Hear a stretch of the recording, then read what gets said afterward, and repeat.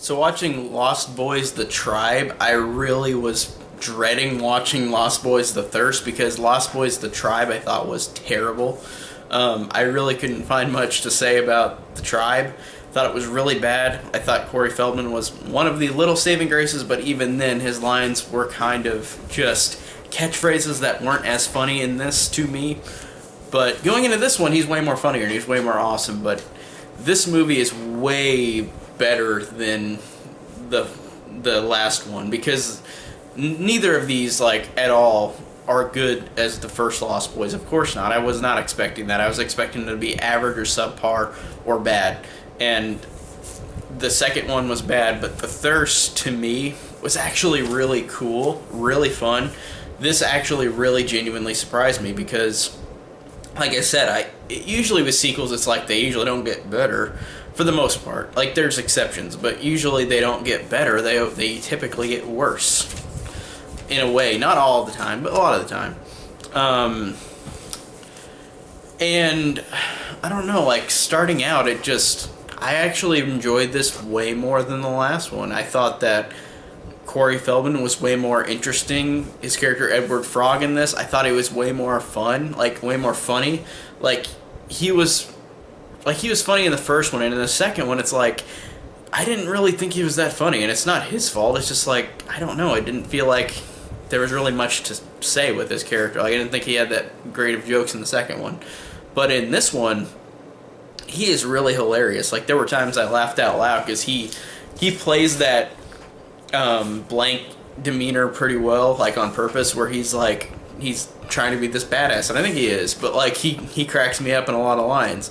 Like there's the story of the movie is basically this writer wants him to go and clean out this vampire hive that's being created by one of the leaders of the coven, and it cracks me up because whenever he's talking to this writer, and this is in 2010, so this is when Twilight was big, so he has this writer that he goes to, and she has these books, these romantic vampire books, which is obviously making fun of Twilight, but he says like, congratulations on all your success, and she goes, thank you, and he says, yeah, they suck, like your books suck, and that line cracked me up because it's just like he says after that, like, you've got like a million like little emo kids just following you around, like taking anything in that you give them, and they'll just immediately like it or like love it or whatever. So I thought that was a fun line that he did that. He just was like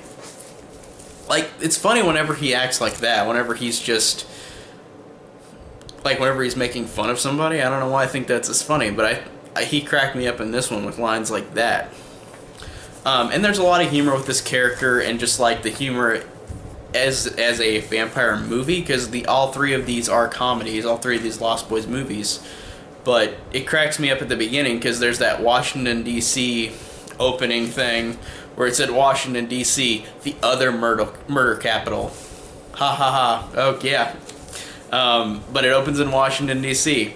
and then it's like a nightmare, and Ed your Frog wakes up, and then it cracks me up because it shows a Looney Tunes cartoon on TV, and it's that awesome Looney Tunes short with Bugs Bunny and the vampire, where the vampire is saying on this TV, like, I'm a vampire, and then Bugs Bunny changes and he's like, oh, well, I'm an umpire.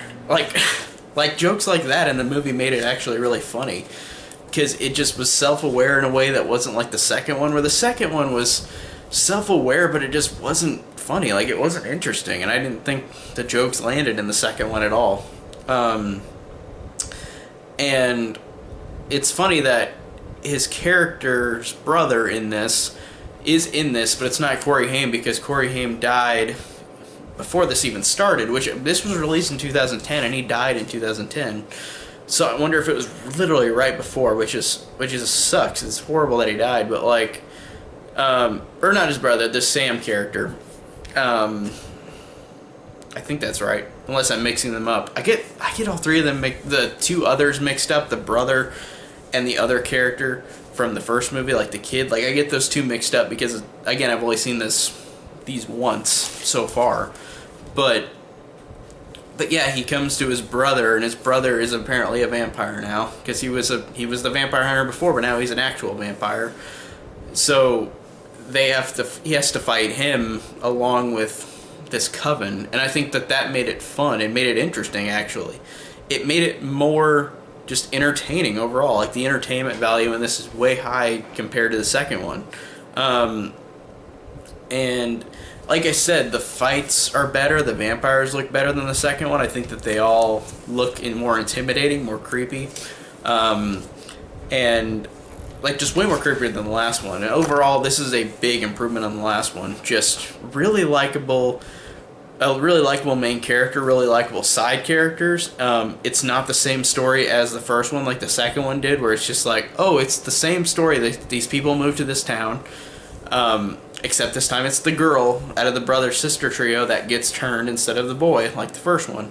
So the second one annoyed me on that fact. It was the same movie again, but just not good, not as good at all. But this one is more fun because it was about Edgar Frog fighting off this vampire coven and fighting off his brother. Like, that made it really fun and made it really interesting, as opposed to being the same movie again like the second one was. So, and Corey Feldman was just way better in this one. I really enjoyed him more. So this one really was fun. It's nowhere near as good as the first one. Of course it's not, but it still is really fun and really solid. So I actually enjoyed this one a lot.